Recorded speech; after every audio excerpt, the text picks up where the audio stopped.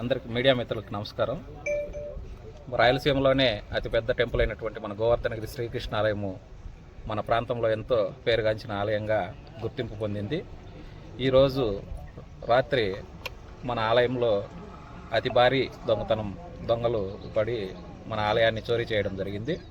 ఈ యొక్క చోరీలో సుమారుగా మన ఆలయానికి దాదాపు 25 నుండి 30 లక్షల వస్తువుల దాకా తీసుకెళ్లారు. మొత్తం అంతా బీగాలు కోసేసి డోర్లు పెరికేసి చాలా గందరగోళం సృష్టించి స్వామివారి నగల కాటి నుండి అమ్మవారి తాలిబొట్లు కాటినింటి గర్భగుళ్ళు అమ్మవారి తాలిబొట్లు కాటినింటి అన్నీ అపహరించడం జరిగింది.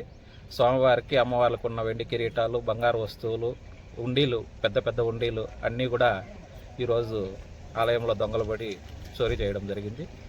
మార్నింగ్ 5 గంటలకు పూజారి గారు వచ్చి మాకు కమిటీ మెంబర్లకు ఇన్ఫామ్ చేశారు. మేము 5 గంటలకే వచ్చి పోలీసు వారికి తెలియజేయడం జరిగింది.